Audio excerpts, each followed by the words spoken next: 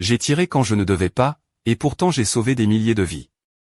Bonjour, je m'appelle Julien Moreau, j'ai 19 ans, et je suis soldat dans l'armée française. Ce que je vais vous raconter est l'histoire d'une nuit glaciale en janvier 1945, dans un petit village des Ardennes, qui a changé le cours d'une bataille décisive de la Seconde Guerre mondiale. Une nuit où j'étais censé suivre des règles strictes, mais où mon instinct a pris le dessus, entraînant un enchaînement d'événements inattendus et tragiquement héroïques. Je venais tout juste d'arriver en première ligne, affecté à une unité d'artillerie anti-aérienne, dans une région où le froid coupait la peau et où le danger rôdait à chaque ombre. J'avais été formé pendant seulement 6 semaines, un entraînement express dans une caserne près de Lyon, pour manier un canon automatique quadruple de calibre 50, capable de tirer 2000 balles par minute. Mon rôle était clair, protéger les troupes au sol des attaques aériennes ennemies. Mais cette nuit-là, tout allait basculer. Cette mission était ma première véritable garde nocturne. À l'aube, dans l'obscurité presque totale, je tenais fermement les poignets de la mitrailleuse, les mains tremblantes à cause du froid et de la tension. J'entendais au loin le grondement sourd des moteurs ennemis, des moteurs allemands, qui se rapprochaient à toute vitesse. On disait que la Luftwaffe préparait un raid, mais moi, je sentais qu'il se préparait quelque chose de différent, quelque chose de bien plus proche et bien plus dangereux. Mon village, Saint-Hubert, était encerclé depuis plusieurs jours. La bataille faisait rage autour de nous, et les rumeurs parlaient d'une offensive allemande majeure, une attaque de nuit qui pourrait décimer nos forces. Mais personne n'avait détecté l'infiltration que j'allais bientôt découvrir, et encore moins anticiper ce que j'allais faire.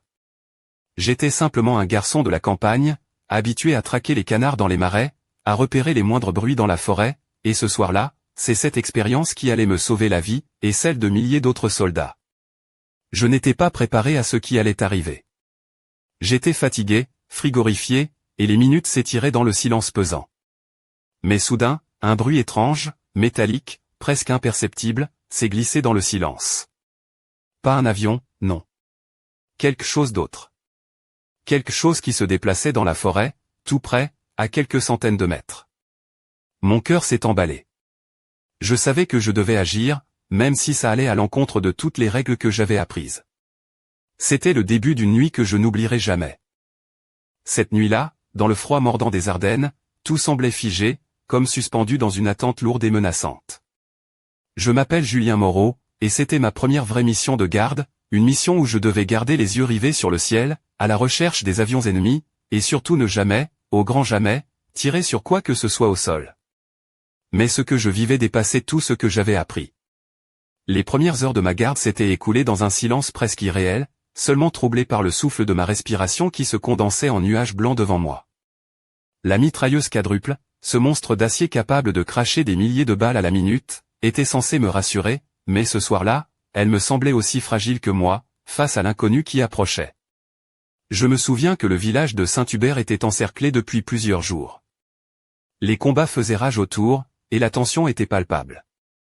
Les officiers nous répétaient que le moindre faux pas pouvait coûter la vie à des centaines d'hommes. Pourtant, malgré les patrouilles, malgré les postes d'écoute, personne n'avait détecté ce qui venait vers nous. La peur montait en moi, sourde mais insistante. Quelque chose n'allait pas. Le bruit métallique, ce cliquetis presque imperceptible, se rapprochait. Ce n'était pas un avion, ni un char, mais une présence furtive qui glissait entre les arbres. Depuis mon enfance dans les marais de Camargue, j'avais appris à reconnaître ces sons, ces mouvements furtifs que seuls les chasseurs expérimentés peuvent percevoir. Ce soir-là, ces instincts enfouis ont parlé plus fort que les ordres. J'ai senti que ce que j'entendais n'était pas une simple patrouille alliée ou un convoi logistique. C'était une force ennemie prête à frapper dans l'ombre, à nous prendre par surprise. Mon esprit s'est emballé. Que faire? Prévenir? Mais qui allait me croire sans preuve? Je savais que la moindre alerte sans fondement risquait de me valoir des reproches sévères. Pourtant, le silence n'était pas une option. Le froid engourdissait mes doigts, mais je les serrais fort autour des poignets de la mitrailleuse. Je scrutais la lisière de la forêt, à peine visible sous la faible lumière des étoiles. Des ombres bougeaient, discrètes mais nombreuses. Des silhouettes sombres, vêtues de tenues militaires qui se fondaient dans la nuit. Je pouvais presque deviner la cadence silencieuse de leurs pas, la coordination parfaite d'une attaque bien préparée. Les secondes semblaient durer une éternité. Je savais que si je laissais passer ces hommes, ils pourraient pénétrer nos lignes, semer le chaos et anéantir des centaines de camarades sans défense. Pourtant, dans le manuel, il était écrit noir sur blanc, ne jamais tirer sur des cibles au sol. Mais ce manuel n'avait pas été écrit pour une nuit comme celle-ci, pas pour une menace invisible qui avançait en silence. Mon esprit était tiraillé entre la peur de commettre une erreur fatale et l'urgence de protéger mes compagnons. J'ai senti une sueur froide couler dans mon dos, malgré le froid glacial. Puis, sans vraiment réfléchir, j'ai pris une décision qui allait bouleverser ma vie et, sans le savoir, l'histoire de cette bataille. Je me suis préparé à agir, à faire ce que personne n'aurait osé faire, à tirer sur des cibles au sol avec une arme conçue pour le ciel. Je n'avais aucune idée des conséquences. Je savais juste que rester passif était impossible. Cette nuit, la règle allait être brisée, et avec elle, tout ce que j'avais appris. Je ne savais pas encore que ce tir allait sauver des milliers de vies, mais ce que je sentais au fond de moi, c'était que cette nuit ne serait jamais comme les autres. La tension était à son comble alors que je me préparais à agir contre tout protocole. Je m'appelle Julien Moreau, et cette nuit-là, dans les Ardennes enneigées, j'étais sur le point de faire ce qu'aucun soldat d'artillerie anti-aérienne n'aurait jamais dû faire, tirer au sol avec une arme conçue pour abattre des avions. Mais les règles, parfois, doivent céder face à l'instinct et au danger. Mon poste de tir était situé à la périphérie de Saint-Hubert, un petit village encerclé par la forêt dense et glaciale. La neige recouvrait tout et amplifiait le silence, rendant chaque bruit plus net, plus inquiétant. Je me souvenais des paroles du sergent Lefebvre, un homme dur mais juste, qui nous avait répété sans relâche, on ne tire jamais sans ordre, et on ne tire jamais au sol. On garde nos munitions pour le ciel. Ce soir-là, ces mots résonnaient faiblement dans ma tête, noyés par le grondement sourd de mon cœur. Quelques minutes avant l'incident, j'avais entendu ces bruits étranges, ce cliquetis métallique, comme le frottement d'une armure légère contre les branches. C'était une sensation de danger imminent, une alerte silencieuse que seule une oreille affûtée pouvait percevoir. J'avais grandi près des marais en Provence, où la patience et la vigilance étaient les clés pour traquer le moindre mouvement des oiseaux et des animaux. Ces années d'observation et d'écoute allaient bientôt se révéler plus précieuses que tout mon entraînement militaire. Je scrutais la lisière de la forêt, les yeux plissés, cherchant à distinguer les silhouettes dans la pénombre. Elles étaient là, des dizaines d'ombres glissant entre les arbres, avançant avec une coordination parfaite, presque trop silencieuse pour être réelle. Ce n'étaient pas des éclaireurs français ni des patrouilles amies, mais une force ennemie, des soldats allemands de la division SS, prêts à nous frapper dans le dos. Je savais que si je ne faisais rien, ils allaient s'infiltrer dans nos lignes, semer la panique, et nous perdre tous. Mais que faire? Demander l'autorisation? Cela aurait pris trop de temps. Alarmer le sergent Lefebvre?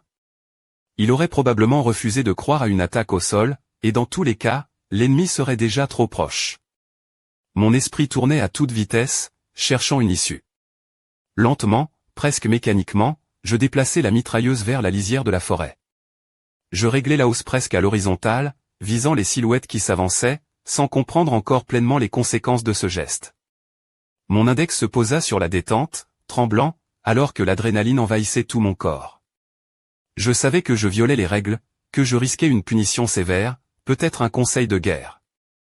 Mais je ne pouvais pas rester là sans rien faire. Puis vint le moment où tout bascula. Je pressai la pédale de tir, déclenchant une décharge massive de balles de calibre 50, 4 mitrailleuses crachant simultanément leur colère de métal et de feu. Les traçantes illuminaient la nuit, dessinant dans l'obscurité des lignes rouges qui zébraient la neige et les arbres. Le bruit était assourdissant, un rugissement mécanique qui déchira le silence de la forêt. Les silhouettes s'effondrèrent, déchirées par la pluie de balles. En quelques secondes, le sol se transforma en un champ de carnage, un spectacle terrifiant de destruction et de mort.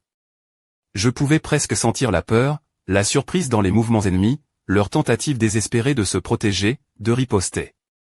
Mais il était trop tard. La surprise était rompue, et l'assaut nocturne anéanti avant même d'avoir commencé. Je restais figé, le cœur battant à tout rompre, les mains tremblantes sur les commandes. « Qu'est-ce que je viens de faire » murmurai-je, la gorge serrée. Autour de moi, le silence retomba, lourd et pesant, seulement troublé par le crépitement des fusées éclairantes qui montaient dans le ciel, illuminant le champ de bataille. Le sergent Lefebvre arriva en courant, suivi de mes camarades, leurs visages à moitié éclairés par la lueur des projecteurs. Leurs regards passèrent de la colère à l'étonnement, puis à l'incrédulité. « Qu'est-ce que tu as tiré, Moreau » cria le sergent, la voix tremblante d'émotion. Je n'avais pas de réponse. Je savais seulement que ce tir, interdit et impensable, venait de sauver nos vies et peut-être bien plus encore. Ce moment reste gravé dans ma mémoire comme un éclair entre la raison et le chaos. Je m'appelle Julien Moreau, et ce soir-là, j'ai enfreint toutes les règles, j'ai tiré au sol avec une arme conçue pour le ciel, et ce geste m'a transformé, sans que je le sache encore, en l'un des maillons clés d'une bataille qui allait marquer l'histoire. Lorsque le sergent Lefebvre s'est approché, son visage d'abord dur s'est figé en une expression mêlée d'étonnement et d'incrédulité. Autour de moi, mes camarades se pressaient, cherchant à comprendre ce qui venait de se passer. Les traçantes rouges dansaient encore dans la nuit, éclairant la neige maculée de sang. Je pouvais entendre, dans le silence qui suivait la rafale, des grognements étouffés, des cris étouffés par le froid. « Qu'est-ce que tu as tiré, Moreau » répéta le sergent, la voix plus basse, presque choquée. Je ne pouvais que lui montrer du doigt la lisière de la forêt, où les silhouettes ennemies s'étaient effondrées en masse. Des Allemands ? Ils tentaient de s'infiltrer. Ma voix tremblait, à la fois effrayée et soulagée. Alors que l'alerte se propageait dans le camp, des ordres furent transmis en urgence. La rumeur d'une attaque nocturne imminente circulait désormais moins d'une minute après mon tir. Les mitrailleuses anti-aériennes des batteries voisines commencèrent à balayer les environs, tandis que les éclaireurs et les sentinelles redoublaient de vigilance. Quelques instants plus tard, les premières fusées éclairantes furent lancées au-dessus des bois. Leur lumière crue dévoila un spectacle apocalyptique, des dizaines de corps allemands gisaient dans la neige, certains démembrés, d'autres figés dans des postures de fuite avortées. Le champ de bataille s'était transformé en un piège mortel, où la violence avait pris une forme si brutale qu'elle semblait irréelle. Je me souviens avoir été envahi par un mélange d'émotions contradictoires. Une part de moi était soulagée d'avoir empêché une attaque surprise qui aurait pu coûter la vie à des centaines de mes camarades. Mais une autre part, plus sombre, était terrifiée par la violence de ce que je venais de provoquer. La mort n'avait jamais été aussi proche, aussi palpable. Le sergent Lefebvre, lui, était en train de passer des ordres au poste de commandement. Prévenez le colonel, il faut renforcer la surveillance autour du village. On ne peut plus se permettre d'être pris au dépourvu. Sa voix était ferme, mais on sentait qu'il était encore sous le choc. Les heures qui suivirent furent un tourbillon d'activités. Les troupes se réorganisaient, des patrouilles supplémentaires étaient envoyées pour sécuriser les abords, et le bruit des moteurs de véhicules blindés se fit entendre au loin, signe que le renfort était en route. Mais malgré tout, une tension sourde régnait. La nuit n'était pas finie, et la menace allemande restait présente, plus menaçante que jamais. Pendant ce temps, je restais à mon poste, le corps tremblant non seulement à cause du froid, mais aussi à cause de l'adrénaline qui ne voulait pas redescendre. Je repensais à chaque instant, à chaque décision, à ce moment précis où j'avais appuyé sur la pédale de tir, brisant les règles, défiant l'autorité, mais sauvant peut-être des vies. Je n'étais plus ce jeune soldat inexpérimenté de quelques heures plus tôt. Cette nuit-là, dans le silence glacial des Ardennes, j'avais pris une décision qui allait changer le cours des événements, même si je ne comprenais pas encore toute l'ampleur de ce que je venais de faire. Le plus dur restait à venir. La nuit avançait, lourde de tension et d'incertitude, tandis que les premiers rayons blafards de l'aube commençaient à percer l'horizon. Je m'appelle Julien Moreau, et cette nuit-là, j'ai vécu ce que jamais aucun manuel militaire ne pourrait décrire, la sensation d'avoir, par un acte interdit, inversé le destin d'une bataille entière. Après la décharge de mon arme et la découverte du carnage imprévu, le calme était revenu, mais il était factice, fragile. Dans le camp, les visages fatigués de mes camarades reflétaient un mélange d'étonnement, de peur et de soulagement. Le sergent Lefebvre avait ordonné une surveillance renforcée, mais la peur d'une nouvelle attaque planait comme un nuage épais sur nos têtes. Le poste de commandement avait reçu le rapport de notre engagement au sol, et déjà les officiers se réunissaient pour analyser la situation. Cette décision prise à la hâte, contre toutes les règles et procédures, avait semé le doute autant que l'espoir. Beaucoup ne pouvaient pas croire que ce tir, aussi dévastateur, ait été déclenché sans ordre. Je me souviens d'avoir été appelé par le capitaine Dubois, un homme à la stature imposante, au visage creusé par la guerre et la fatigue. Il me regarda longuement, cherchant dans mes yeux une explication que je n'avais pas. « Tu as agi seul, Moreau ?» demanda-t-il, la voix grave. « Oui, monsieur. Je n'ai pas réfléchi.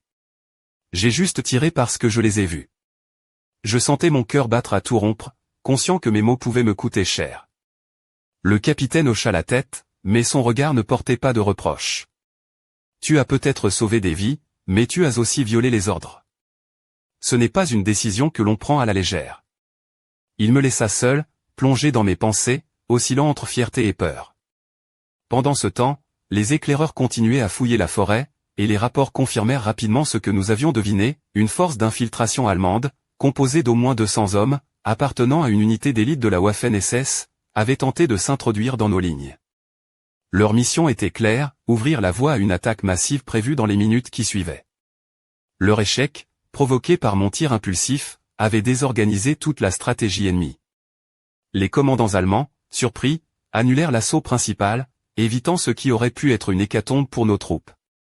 2 bataillons français, comprenant plusieurs centaines d'hommes, avaient été sauvés sans même le savoir. Pourtant, cette victoire ne coulait pas de source. Elle était née d'un acte de panique, d'un instinct de survie plus que d'un calcul stratégique. Je n'étais pas un héros, pensais-je, juste un garçon effrayé qui avait fait ce qu'il croyait juste. À mesure que la matinée avançait, les officiers commencèrent à envisager les conséquences de cet incident. De hauts gradés souhaitaient interroger les témoins, comprendre comment une telle infiltration avait pu passer inaperçue, et surtout, comment un simple soldat avait pu agir ainsi. Certains murmuraient déjà à propos d'une sanction, d'une mise à l'écart, tandis que d'autres parlaient d'une possible décoration. Dans un coin du camp, mes camarades me regardaient avec une admiration mêlée d'incrédulité. Pour eux, j'étais devenu ce jeune homme qui, en un instant, avait sauvé des vies. Mais pour moi, cette nuit restait une énigme, un mélange d'horreur et d'espoir, une décision prise dans l'urgence qui avait bouleversé le destin. La guerre continuait, implacable et cruelle, mais cette nuit-là, dans le silence glacé des Ardennes, j'avais découvert que parfois, la peur pouvait devenir une force, et que la désobéissance pouvait être un acte de courage. Pourtant, je savais que ce n'était que le début d'une histoire bien plus complexe, une histoire que je devrais porter seul, avec ses doutes et ses contradictions. Je n'arrivais pas à croire ce qui venait de se passer. Je m'appelle Julien Moreau, et cette nuit-là, alors que la neige recouvrait les Ardennes comme un linceul, j'ai fait une erreur qui, pourtant, a sauvé des milliers de vies. Mais comment réconcilier cette victoire avec la peur, la confusion et le doute qui m'assaillaient? Après l'assaut interrompu, alors que le camp se remettait lentement de l'onde de choc, je suis resté assis, le regard perdu dans le vide, secoué par une tempête d'émotions contradictoires. J'avais tiré sans ordre, brisé toutes les règles que j'avais apprises à l'école militaire. Et pourtant, ce tir avait empêché une tragédie inimaginable. Comment pouvais-je être à la fois coupable et sauveur? Je me revois tendre les mains gelées vers la radio, entendre les voix paniquées des officiers, sentir l'urgence dans chaque ordre donné. J'étais devenu, malgré moi, le maillon fragile et essentiel d'une chaîne dont je ne comprenais pas encore toute la force. Le sergent Lefebvre, qui jusque-là m'avait affiché un mélange de méfiance et de dureté, vint s'asseoir à côté de moi. Il n'avait pas dit un mot, mais son silence en disait long. Finalement, il me lança, « Tu sais, Moreau, parfois les règles sont là pour nous protéger, mais ce n'est pas toujours elles qui nous sauvent. Ce soir, tu as fait ce que personne n'oserait faire. » Ces paroles, inattendues, me firent un étrange effet, mêlant honte et fierté. Je pensais à toutes les heures passées à m'entraîner, à apprendre la mécanique du canon, à reconnaître les silhouettes des avions ennemis, à répéter des procédures strictes. Tout cela semblait si lointain face à ce moment où j'avais dû faire confiance à mon instinct de chasseur, à mon expérience de la nature, plus qu'à mon apprentissage militaire. Je me demandais comment tout cela aurait pu se passer autrement. Et si j'avais hésité? Si j'avais respecté les ordres à la lettre? Combien d'hommes seraient morts cette nuit-là? Cette pensée me glaçait le sang. Pourtant, je savais aussi que mon geste était une infraction grave, un acte qui aurait pu me coûter cher si les circonstances avaient été différentes. Je me souviens aussi des regards de mes camarades, mi-inquiets, mi-admiratifs. Ils voyaient en moi un héros, mais je voyais surtout un jeune homme effrayé, pris au piège entre devoir et instinct. Je savais que cette expérience allait me hanter longtemps, que je ne pourrais jamais vraiment expliquer ce qui s'était passé, ni pourquoi j'avais agi ainsi. Et puis, il y avait ce poids silencieux, celui de la responsabilité. J'avais été le premier à voir, le premier à agir, et peut-être le seul à pouvoir changer le cours des événements. Mais à quel prix? La guerre n'était pas faite de héros parfaits, mais de décisions prises dans l'urgence, parfois erronées, souvent douloureuses. Alors que l'aube pointait, je me promis de ne jamais oublier cette nuit, ni les hommes qui avaient péri, ni ceux que j'avais sauvés. Mais je savais aussi que cette histoire, aussi incroyable soit-elle, resterait en partie un secret, un mystère que seule la guerre pouvait engendrer. Le combat continuait, implacable. Mais ce soir-là, dans le silence glacial des Ardennes, j'avais appris une leçon essentielle, parfois, être juste, c'est accepter d'être en tort. Alors que les premiers rayons du jour filtraient à peine à travers les branches enneigées, un nouveau retournement inattendu bouleversa le calme fragile qui s'était installé. Je m'appelle Julien Moreau, et ce que je croyais être une simple erreur courageuse allait bientôt révéler un secret bien plus sombre, un secret qui allait ébranler tout ce que nous pensions savoir sur cette nuit. Quelques heures après mon tir, alors que la tension retombait doucement dans le camp, un officier de l'état-major arriva en trombe, accompagné de 2 soldats portant un prisonnier. L'homme était vêtu d'un uniforme allemand déchiré, le visage marqué par la fatigue et la peur. C'était un membre d'une unité de reconnaissance d'élite de la Waffen-SS, capturé non loin du champ de bataille. Son nom, Klaus Hoffmann. Le capitaine Dubois s'approcha rapidement du prisonnier, ordonnant une fouille rapide avant de le faire asseoir dans une tente isolée. Les officiers de l'état-major se rassemblèrent autour, impatients d'obtenir des informations sur l'assaut nocturne qui avait failli nous coûter cher. Je restais à distance, le cœur battant, conscient que ce moment pourrait révéler des vérités inattendues. Au fil des interrogatoires, Klaus Hoffmann raconta une histoire qui bouleversa tout ce que nous savions. Selon lui, son unité avait passé plusieurs jours à surveiller nos positions, à repérer nos faiblesses, nos dispositifs de surveillance, et nos points de garde. Ils avaient planifié cette infiltration minutieusement, comptant sur la fatigue et la routine de nos soldats pour réussir. Mais ce qui choqua le plus l'état-major, c'est que Hoffmann avoua que nos sentinelles étaient presque toutes endormies ou distraites au moment de l'attaque. Il s'attendait à un passage tranquille, sans opposition majeure. Il n'avait pas prévu qu'un simple soldat, perdu dans la nuit, puisse déjouer leur plan. Le prisonnier parla aussi de la surprise et de l'effroi causé par le tir soudain de notre mitrailleuse. Il décrivit l'effet dévastateur des balles, qui transperçaient tout sur leur passage, détruisant leur formation et semant le désordre. Pour lui, cette réaction imprévue avait été le facteur décisif qui avait fait échouer l'ensemble de l'opération. Cela signifiait que mon tir, que je croyais être une erreur, avait en réalité stoppé net une attaque soigneusement préparée, sauvant non seulement la vie de mes camarades, mais aussi celle de centaines d'autres soldats qui auraient été pris au piège dans la nuit. J'étais à la fois soulagé et abasourdi par cette révélation. Mais l'histoire ne s'arrêtait pas là. Hoffmann révéla également que cette infiltration n'était que la première phase d'une offensive beaucoup plus vaste, prévue pour quelques minutes plus tard. Une attaque de plus de 1500 soldats, soutenue par des blindés, devait percer nos lignes et reprendre le village de Saint-Hubert. Si le signal de réussite de la reconnaissance avait été donné, l'assaut aurait été déclenché. Le fait que ce signal n'ait jamais été envoyé, à cause de ma réaction impulsive, avait bouleversé le plan ennemi et probablement sauvé des milliers de vies. Cette révélation fit l'effet d'une bombe dans le camp. Ce que j'avais cru être une simple erreur était en fait un acte d'une importance stratégique capitale. Pourtant, malgré la gravité de ces informations, les officiers restèrent prudents. Ils savaient que cette victoire inattendue ne devait pas être attribuée officiellement à un acte non autorisé. La guerre est aussi une question d'image et d'ordre. Mais dans le secret des tentes, le respect et la reconnaissance envers moi grandissaient. Ce retournement de situation m'a fait comprendre que la guerre est imprévisible, que parfois les plus petits gestes peuvent avoir des conséquences gigantesques, et que la vérité est souvent plus complexe qu'elle n'y paraît. Mais il y avait encore plus à découvrir, et la nuit n'avait pas encore livré tous ses secrets. L'atmosphère dans le camp était électrique, chargée d'une tension nouvelle, alors que la vérité éclatait peu à peu comme un orage inattendu. Je m'appelle Julien Moreau, et ce que j'avais pris pour une simple erreur allait se transformer en une révélation bouleversante qui allait changer la façon dont nos supérieurs voyaient non seulement moi, mais toute la guerre. Le lendemain matin, alors que la neige fondait lentement sous les faibles rayons du soleil d'hiver, un groupe d'officiers supérieurs arriva au camp. Parmi eux, le colonel Gérard Fontaine, un homme réputé pour son tempérament rigide et son sens aigu de la discipline. Il avait entendu parler de l'incident de ce tir interdit déclenché par un jeune soldat inexpérimenté et il était venu voir de ses propres yeux ce qui s'était réellement passé. Le colonel me fit appeler à son bureau de campagne, une petite tente chauffée où il m'attendait, le regard perçant, les mains croisées sur la table. « Soldat Moreau », commença-t-il d'une voix grave, « on m'a rapporté que vous avez enfreint une règle fondamentale en tirant au sol avec une arme anti-aérienne. Que répondez-vous à cela ?» Je sentis mon cœur s'accélérer, mais je répondis avec honnêteté, « Colonel, j'ai agi par instinct.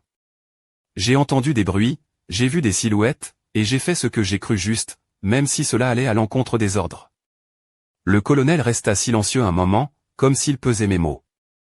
Puis, lentement, il hocha la tête.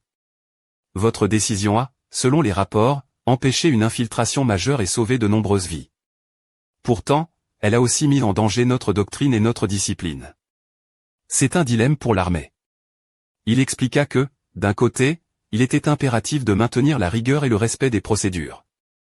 De l'autre, il fallait reconnaître que la guerre est imprévisible, et que parfois, des actes hors normes peuvent faire basculer le destin. Le colonel annonça qu'une enquête officielle serait lancée, mais qu'en attendant, je devais rester en poste et continuer à servir avec honneur. Il me conseilla aussi de garder le silence sur certains détails, notamment sur la véritable nature de l'attaque ennemie et l'importance de ma réaction. Dans les jours qui suivirent, le récit de cette nuit extraordinaire commença à circuler, d'abord prudemment, puis de plus en plus ouvertement. Les soldats de ma batterie me regardaient désormais avec un mélange de respect et d'étonnement. Certains venaient me demander des conseils, d'autres simplement partager un mot de soutien. Pourtant, malgré cette reconnaissance naissante, je sentais aussi le poids de la responsabilité. J'avais brisé les règles, et même si cela avait été bénéfique, je savais que cette vérité restait fragile, prête à basculer si elle tombait entre de mauvaises mains. Le colonel Fontaine, tout en restant distant, semblait en proie à un conflit intérieur. Il me confia un jour, à voix basse, « Moreau, ce que vous avez fait remet en question tout ce que nous croyons savoir. Mais peut-être est-ce là la vérité brute de la guerre. » Peu à peu, je compris que mon acte allait au-delà d'un simple tir. Il avait déclenché une réflexion profonde sur la manière dont l'armée devait s'adapter, sur la nécessité d'écouter l'instinct, même dans un univers rigide et ordonné. Mais tandis que cette évolution commençait à s'esquisser, une question restait en suspens, jusqu'où cette vérité serait-elle acceptée, et à quel prix? Car dans l'ombre, des forces obscures cherchaient encore à contrôler le récit, à préserver l'ordre établi, quitte à étouffer la voix d'un jeune soldat qui avait osé désobéir. Cette nuit-là, dans le froid glacial des Ardennes, les événements prirent une ampleur que je n'aurais jamais pu imaginer. Je m'appelle Julien Moreau, et ce que j'avais cru être un simple tir impulsif allait devenir une légende, un moment où la guerre elle-même sembla vaciller sous le poids d'un seul acte.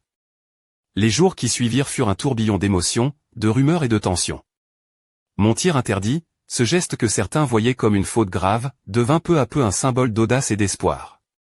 Au camp, la nouvelle se répandit, un jeune soldat, inexpérimenté, avait arrêté une attaque qui aurait pu anéantir nos lignes. Pour beaucoup, j'étais devenu un héros malgré moi. Mais ce statut me pesait. Je savais que derrière l'admiration, certains voyaient en moi un danger, une remise en question de l'ordre établi. Les officiers supérieurs discutaient à huis clos, débattant de ce que cette désobéissance signifiait pour l'armée. Certains voulaient me récompenser, d'autres suggéraient une sanction pour l'exemple. Dans ce tumulte, je restais au poste, la mitrailleuse quadruple toujours prête, mais mon esprit était ailleurs. Je repensais sans cesse à cette nuit, aux silhouettes dans la forêt, aux balles qui fusaient, à la mort qui s'étalait dans la neige. Je revivais ces secondes où j'avais décidé de braver les ordres, porté par un instinct primitif. Le poids de cette décision me hantait. Était-ce vraiment du courage, ou simplement la peur qui m'avait poussé à agir? Était-ce un acte de bravoure, ou une erreur qui avait eu de la chance? Je ne savais plus où placer la frontière entre l'héroïsme et l'erreur. La bataille continuait autour de nous, mais pour moi, le véritable combat se déroulait à l'intérieur. Chaque regard, chaque parole semblait peser une sentence invisible. J'étais devenu le centre d'une tempête silencieuse, un symbole contradictoire de devoir et de désobéissance. Alors que la pression montait, un officier supérieur, le colonel Fontaine, vint me voir en privé. Il me dit, « Moreau, vous avez changé la manière dont nous voyons la guerre. Mais cela vient avec un prix. Soyez prêts à en payer le coût. » Je compris alors que mon acte, aussi salvateur soit-il, allait me marquer à jamais. La guerre n'était pas seulement une question de stratégie et d'armes, mais aussi de choix difficiles, d'instinct parfois en contradiction avec les règles. Cette nuit-là, dans le froid et la peur, j'avais fait ce que peu auraient osé. Et maintenant, il me fallait vivre avec les conséquences, dans un monde où la vérité et le mensonge se mêlaient étroitement. Je ne savais pas encore ce que l'avenir me réservait, mais une chose était certaine, cette nuit allait rester gravée dans l'histoire, non pas comme une simple anecdote, mais comme un tournant, un moment où un jeune soldat avait osé défier les règles pour sauver des vies. Les derniers jours passèrent dans une attente lourde de silence et de questions sans réponse. Je m'appelle Julien Moreau, et alors que les combats faisaient rage autour de Saint-Hubert, je savais que ma vie venait de basculer à jamais, suspendue entre gloire et obscurité. Mais ce que je ne savais pas encore, c'était que cette histoire ne s'arrêterait pas là. Le colonel Fontaine convoqua une ultime réunion discrète, rassemblant les officiers les plus proches, où fut décidé que mon acte, bien que décisif, resterait non officiel. La guerre a ses héros, mais elle a aussi ses secrets. Officiellement, personne ne devait savoir que la défense avait tenu grâce à un tir au sol d'une arme anti-aérienne. Un voile de silence épais s'abattit sur cette nuit. Pourtant, malgré ce secret imposé, la nouvelle se répandit comme une traînée de poudre parmi les soldats et les unités voisines. On murmurait l'histoire du jeune tireur qui avait défié les ordres et sauvé 2 bataillons. Une légende naquit, portée par les regards admiratifs et les récits chuchotés autour du feu. Mais moi, je restais pris dans ce paradoxe, à la fois héros et coupable, sauveur et transgresseur. Les jours suivants, je reçus l'ordre de rejoindre un centre d'entraînement en périphérie de Paris, là où l'on formait les futurs soldats d'artillerie anti-aérienne.